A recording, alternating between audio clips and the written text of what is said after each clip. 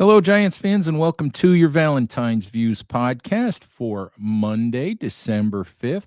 Please remember to like, share, and subscribe if you're watching on YouTube, and follow us, subscribe, please, wherever you listen to podcasts across the Big Blue View Radio Network as well.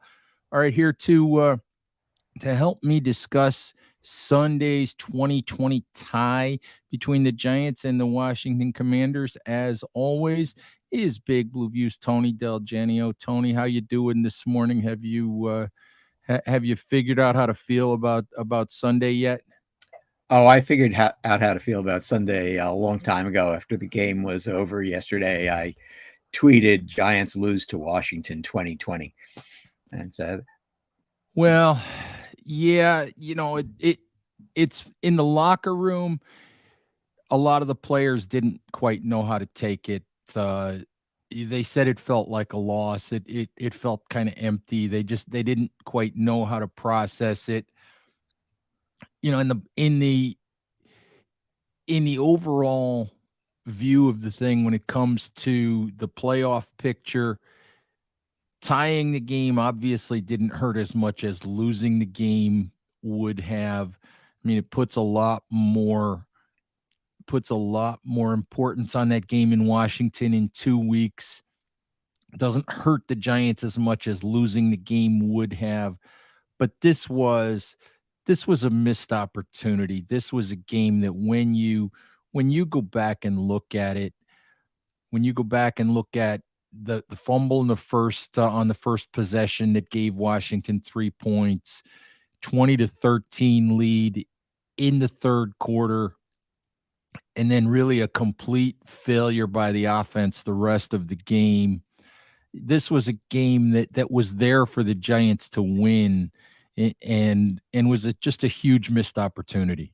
"Yeah, I think that's the thing. You can feel good about a tie when you feel like you scrambled back and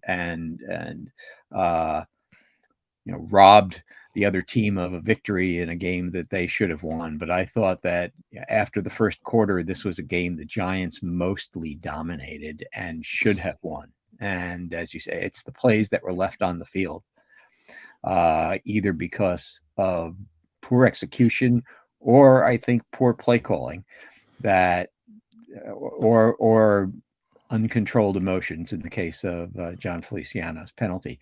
All of these things that contributed to the game feeling more like a loss than a tie should feel. Let's talk first about the Feliciano play. For me, Feliciano was upset after the game. He couldn't believe that the penalty was called. And I think, as I wrote after the game, and then as I wrote again this morning in the Kudos and Wet Willies, that's entirely on John Feliciano. He's in his 8th or 9th year in the NFL. He's played a lot of football. He knows the rules. Whether he was intending to taunt Commanders players or not, you can't charge through a group of Commander defenders like an elephant and flex in the middle of that crowd. Even if you're flexing towards Darius Slayton, you can't do that and think that at least someone won't interpret that as taunting the opposition. It's just a silly, out of control play by Feliciano that came at a point where the Giants, all they needed to do right there was get a field goal, because they're going to put themselves into a 2-score game probably with 5 minutes or less to go. And instead they wind up punting, and Washington ties the game. And for me, that's the crucial play that really sort of snatched a tie out of the jaws of victory for the Giants right there. And I found it unforgivable from Feliciano. Yeah, I agree. That was That was a key point in the game that they had a chance to go up by 2 scores, and you wind up getting nothing out of it. Of course, a team with a good offense can still recover from that and do something, but of course the Giants don't have a good offense right now, and so you can't let any opportunity slip away that presents itself. And I mean that having been said, I think that the taunting rule in the NFL is absolutely ridiculous. I'm not saying there shouldn't be such a rule, but I think that they apply it way too often. However, in a situation like that, you just cannot even take a chance on something like that happening. No, I would agree with you about the rule, Tony, but the rule is there and players have known it for the last couple of years. And as I said, you can't put the official in a position where he can make the judgment that you crossed that line. Anyway, before we talk about the offense overall, the other play that there's a lot of debate regarding is the Darius Slayton non-catch. 145 left in the game, tie game, Giants ball. They take a deep shot to Slayton. He gets turned around. He doesn't make the catch. I see that as a ball that Darius Slayton has to catch. We can argue about whether or not Daniel Jones made a perfect throw. I looked at it a number of times and I had a different view than other people did because I was upstairs in the press box, so I had an overhead view. But I look at that as a ball that Daniel Jones had to throw to the outside because of where the safety was. And whether it was perfectly placed or not, it looked to me like Darius Slayton slowed down, looked to me like he made the judgment to jump for it instead of run under it. And which he admitted after the game. And it's a ball for me that whether it's perfectly placed or not, Darius Slayton has to catch. I don't know what your thought is on it. So I watched the All 22 on that play. Nick Filato posted it on his website, on his Twitter feed, and he may have done it in his BVV article that just went up a little while ago. But you can see pretty well that Slayton slows down very early, anticipating before the ball's thrown. He slowed down because when I yeah, looked up, yeah. it appeared that he wasn't moving at all. Yeah, yeah, that's right. And so I think it was his decision to try to catch the ball that way. And so if that's what he's more comfortable with, rather than trying to catch it more in stride, so be it. I mean, he knows better than we do how he's most comfortable catching balls. But the fact is, he went up, got both hands on the ball, and once you do that, he came down, in possession of the ball, but couldn't complete going to the ground with it. Right. And so that's a miss by him as far as I'm concerned. I'll say that what bothered me even more was the Giants calling another deep shot on the next play. I like the idea that you go for your shot on 1st and 10 in that game situation, but having not completed it, I feel like the imperative now is just to get a first down. And you've only got 2 shots to do it. You don't want to risk leaving yourself in 3rd and 10. Instead, they call another deep shot, and I thought that was not a good play call at all. But I do think that ball was mostly Slayton's fault. Right. I would agree with you definitely on the second play call. I thought that was an odd approach by the Giants there, because what they wound up doing, and it didn't burn them because the defense did just enough. But what they wound up doing was going 3 plays, 3 and out, 17 seconds coming off the clock. And that's just, for me, that's just the one thing you can't do is hand the ball back to Washington with a minute and a half to play or minute and 20 to play and give them another opportunity. So I didn't understand that play call either. And that leads me to Mike Kafka, to the play calling.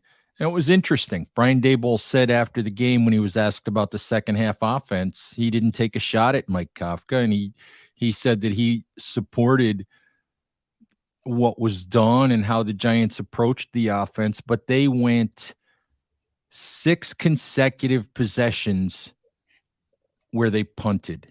In regulation, they ran 10 plays over 4 possessions, gained a total of 2 yards in those 4 possessions. And Daboll said after the game that Washington had better play calls on the second half on defense than the Giants had offensive play calls. And I guess what I didn't understand, I don't understand, and I'm not going to pick on one play call in particular, but I kept looking for something creative. I kept looking for even the 2 back set the Giants ran last week, on Thanksgiving Day that worked well with Gary Brightwell. I kept looking for a jet sweep. I kept looking for a reverse. I kept looking for anything like a mid-range pass instead of just a little rollout dump to the tight end. I kept looking for something different, and it never came. Yeah, and I think we've seen that increasingly in the last few weeks. You highlighted the second half. I'll go back even further to the end of the first half when they wound up tying the game with a field goal, but I thought that they had a very weird drive to get into position for that field goal as far as the play calling was concerned. They had first down on Washington's 30 with 1:07 left in the half, and they did nothing but a couple of short passes. Jones ran up the middle once, and then on 3rd and 1, they call that zone read to Jones, which leaves you no option at all for anything except to try to throw the ball down, stop the clock, spike the ball, and then kick the field goal. Not once during that entire sequence did they have any semblance of actually trying to go to the end zone on a play like that, and not calling a pass play on 3rd down and 1 with that little time left just struck me as very, very unusual play calling. And it seems to me that, I've been thinking back to it, and I was very impressed with the Giants up through the Jacksonville game. And I thought that they were really doing interesting things, in addition to the fact that they were winning. They were doing interesting things with the ball. And ever since then, it seems to me that they've become afraid to play, afraid to try to win. They're trying to play, not to lose. And that's what's bothering me about this little mini kind of mostly losing streak that they're in, is that they seem to be playing so cautiously. Yeah, it's obvious that they have decided as a group, Mike Kafka, Brian Daboll, they have decided that caution on offense is the better part of valor. It's not like they don't throw the ball at all, but they throw the ball on their terms. They throw it when they need to throw it. They throw it in a very careful manner most of the time. And it's frustrating to watch. It actually is. And the other thing is, I don't know for a fact that he's not 100% healthy, but Saquon Barkley does not appear to be the same as he was earlier in the season. And I don't know, like I said, I don't know if he's not healthy, but I am a little mystified by the lack of creativity, by the lack of willingness to open up a little bit on offense. I don't know if that says more about Daniel Jones or if that says more about what they think is around Daniel Jones. I tend to think that, for me, it's more about what's around Jones, but it is a sort of go into a shell approach that isn't helping. Yeah, and that leaves them very few options for the rest of the season. And of course, that's what hurts about this tie. You win this game yesterday, and then I would argue all you have to do is beat Washington again in 2 weeks and beat Indianapolis, which are both doable things. And then you finish with that no worse than 10-7 record that almost certainly gets you into the playoffs. And they half threw this opportunity out the window. Now they could still win those other 2 games. I don't think Washington is a fearsome team at all. They have two, a couple of nice wide receivers. Obviously, McLaurin is one of the best in the NFL, and maybe by the time they play next, the Giants will have reinforcements starting to come back a little bit, maybe in the secondary. That's the other thing. As I'm watching the game yesterday, I'm saying to myself, Adoree Jackson and Xavier McKinney, two completely avoidable injuries of your arguably best two defensive backs, and how much could they have used them yesterday against Washington, especially late in the game when Washington goes on the drive, Well, to tie the score when the Giants are up by a touchdown. on that last drive, in regulation, you make a great point. Give Taylor Heineke some credit on the 4th and 4. He gets out of the pocket under tremendous pressure, and he makes a throw that that keeps Washington alive in that situation. But if you look closely at the play, it's Cordale Flott who's in coverage. Cordale Flott who's on the field because Xavier McKinney, Adoree Jackson, and Darnay Holmes are not on the field. On the following two plays, where Washington goes 2 plays, 53 yards with 2 big chunk passing plays, it's undrafted free agent rookie Zion Gilbert making his NFL debut, who's in coverage against Curtis Samuel and Jahan Dotson, who are 2 good wide receivers. And I'm not going to fault Gilbert. All right. He got beat, but he's an undrafted free agent rookie out of a small school who's a practice squad elevation, who shouldn't have to be in that situation. And the Commanders found the right time to attack him. Other than that sequence, he played pretty well. Mm-hmm. But it's a sequence where the players the Giants are missing, as you said, through avoidable circumstances, that really cost the Giants on that last drive.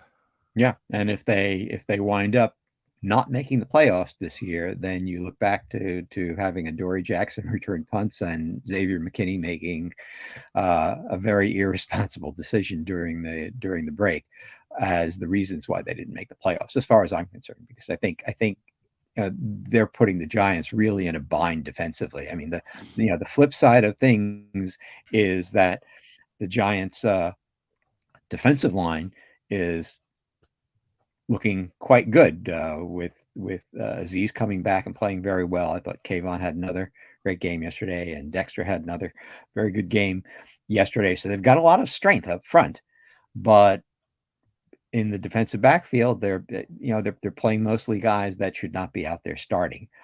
Interestingly, Rodarius Williams didn't play at all yesterday, even though they had plenty of dime packages that they were using. I think even 7 defensive backs they were using. Mm-hmm. I think that yesterday, Rodarius Williams didn't see the field at all, and I thought that was kind of funny. I thought he played pretty well against Dallas, all things considered, and.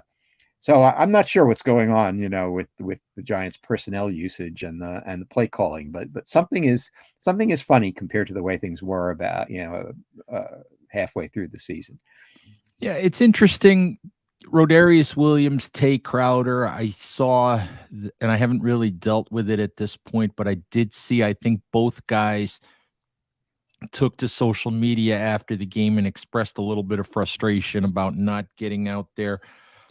The Giants are interesting in a way in how they use personnel. They do a little bit of that New England Patriots approach where they have some guys play a lot one week and then not much the next week. It varies based on scheme. And I was really interested with Gilbert playing as much as he did. I know the Giants seem to really like Nick McLeod. I think Rodarius Williams probably probably ended up taking a back seat because Fabian Moreau was back. I'm surprised he didn't get on the field at all, but I think the Giants don't see him as a slot corner. Tay Crowder, I think we understand, has been passed by Micah McFadden and actually by some of the other defensive backs when it comes to how the Giants use their linebackers.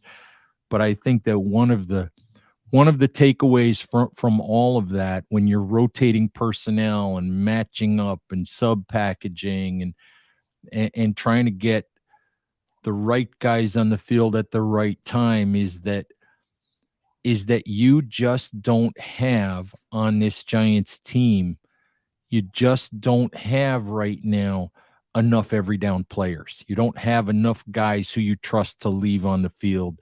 And to me, it speaks to the fact that they're still building and that there's a lack of talent in some areas.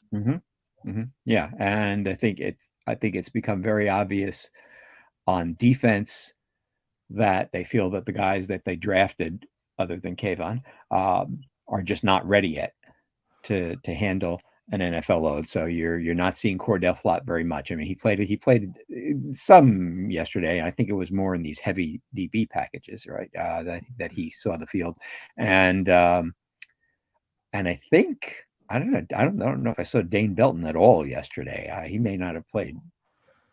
I'd have to go back and check I don't know. I'd have to Not go on back. defense anyway. I'd have to go back and check, but I don't think he played a whole lot. Let Yeah. me scroll real quick. I happen to have the game book up. Let me see if Belton played at all on defense. And you're absolutely right. I don't think Dane Belton played at all. So that's another interesting one. Jason Pinnock appears to have really, solidified himself in that safety role with McKinney out, and Tony Yeah. Jefferson played 28 snaps, veteran safety. Right. So Belton only played special teams, which is interesting as well. Yeah. The other thing that has become increasingly obvious, and I haven't seen the Pro Football Focus grades, and we've talked about it all year, but the interior of the Giants' offensive line continues to be an issue. It's not just Feliciano's flex that cost the Giants. It's the fact that most of the pressure that was applied on Daniel Jones came right up the middle. Most of the lack of run blocking came because of issues right up the middle. Mark Glowinski had a bad day. Yeah. I think Nick Gates did fine. I think that Feliciano probably has 5 games left as a Giant, and then he's done. And they'll move on from him. But the injuries, Ben Bredesen, Joshua Ezeudu, Shane Lemieux, the injuries have hurt the Giants on the interior of that offensive line. And even with those guys, I'm not sure if they have the long-term answers that they wanted anyway. So that's another area where the roster is still lacking some players. Yeah, and I say Glowinski, I think, had a particularly bad game yesterday because he's up against Daron Payne, and that's no easy task. But he let Payne just absolutely blow by him on one play that I guess Jones got sacked on. And Glowinski came to the Giants with a reputation as a strong run blocker, but not a great pass blocker. But I think what we've seen this year from him is that his run blocking hasn't been all that great, and his pass blocking has been even, I think, worse than advertised. I think he's really just had a bad year as a Giant. And I've actually been very disappointed with the level of play. I thought we would see very strong run blocking on that side with him and Evan Neal. And I thought, okay, we'll put up with mediocre pass blocking, but he's really been, I think, pretty terrible in pass blocking, and I haven't seen the great run blocking either. The only other thing I'll add is that it was nice to see Evan Neal back in the lineup, and I didn't see him being highlighted as somebody who was letting guys blow by him yesterday, and so I feel like Evan Neal maybe is turning the corner a little bit. Now that he's back in the lineup, maybe we'll see him have a strong finish to his season, and we'll feel that at least that second place on the offensive line is settled now? I hope you're right on that one. It seemed like Neil had a quiet game, which is a good thing for an offensive lineman. We didn't notice him, so that was a good thing. Unfortunately, we noticed Feliciano, we noticed Glowinski, and not in good ways, not in good ways at all. Um, Tony, I don't know what's going to happen here over the next 5 weeks. The Giants obviously certainly still have a playoff chance here. They're still, as we record this show, they're still the sixth seed. But what looked like, at 6-1, everybody thought, oh, they're in the playoffs. They're going to make the playoffs, and you knew that it wasn't a guarantee at that point, even though it might have looked that way. But the Giants have some work cut out for themselves here. I think they've got to try to get to 9 wins and see where the chips fall. If they can get to 9 wins, they've got to have a win over Indianapolis. They've really got to win that game against Washington in 2 weeks, and maybe try to find another win somewhere against the Eagles, which won't be easy, or against the Vikings, which won't be easy either. Well, so I think the Washington game and the Indianapolis game, those are both very winnable games, and I guess I'd argue if you can't win those games, then you're really showing that you don't deserve to be in the playoffs. I thought they outplayed Washington yesterday and did not get a victory for their troubles, and so coming back, and the Giants have never had trouble playing in Washington. They always play well down there. That's not a tough road game to win, and I don't think the Indianapolis game is a tough game to win if you are worthy of doing it. The one thing that I was reminded of this week that I had completely forgotten about, I kind of tossed the Eagles aside as unwinnable games for the Giants, but it's not out of the question that if it comes down to it in the final week of the season, the Eagles may just be sitting a lot of their starting players, just like they did for part of the game against Washington in 2020 with a playoff on the line, Washington versus the Giants. And so there's still a wide avenue for the Giants to get into the playoffs. It's just a matter, I think, of them starting to play better than they have recently. Yeah, it's really 3 teams for 2 spots. It's the Giants, the Commanders, and the Seattle Seahawks. I don't look at the Detroit Lions as a real threat at 5-7. Yeah, they're playing much better. I think they've won 4 out of 5, but they have to win. They have to win out to get to 9 victories, and I don't see it. And the other thing, in closing, Tony, for us to talk about is the fact that if you look at the flip side, if you look at the positive side, what Sunday's tie did was guarantee that for the first time since 2016, the Giants will not have a double-digit loss season. And when you look at it, no one would have expected the Giants to be playing for a playoff spot at this point in the year. I wrote the other day about whether the season can be considered a success if the Giants don't make the playoffs, and you can make an argument that no matter what happens down the stretch here, playing in these games, having this opportunity is a good thing, and that a lot of good things that bode well for the future have happened for the Giants, regardless of what happens, over the next 5 weeks. Yeah, and I think what we want to see from the Giants, obviously we want to see them make the playoffs. If you're a Giants fan, you obviously want to see them make the playoffs, even though I think that their run in the playoffs would be pretty short-lived. But the main thing you want to see is that they're playing hard and keeping themselves in games with a chance to finish the season out, whether they win the games or not. And I mean, the bright side of yesterday's game is that Washington went out and really took it to the Giants in that first quarter, and it looked like, and we know that Washington is a hot team also, and that they have responded emotionally, that team, to Taylor Heineke I think, taking over as quarterback in much the same way that the Jets have responded to Mike White taking over as quarterback. And you can, I think, see the rest of the team playing as if they believe in those guys. So Washington, right now is not an easy team to beat, but I think that their talent is very limited. And so what you want to see is the Giants being able to keep up with the teams that they're playing. I think next week is their biggest challenge of the season, even though it's at home. But Philadelphia is just playing lights out in some of these games, and Philadelphia's offense in particular looks unstoppable right now. I mean, they look like they can put up points against anybody at any time. And so let's see whether the Giants defense can actually make a game of it against that team. And if they lose to Philadelphia by a reasonable score, I won't consider that to be a terrible thing. If they're losing, 35-3 or something like that, then I'll feel like, well, we're in danger of slipping back into the way things had been in the past. So I just want to see the Giants stay competitive. Yeah, I would agree. I'm kind of looking past the Philadelphia game already because I'm just not counting on an upset victory by the Giants there.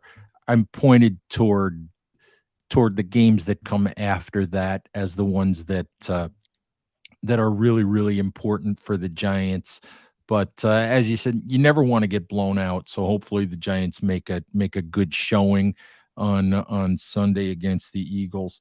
All right, Tony, thank you as always for spending the time. Giants fans, please stay safe out there. Take care of each other, and we'll talk to you soon. Bye-bye.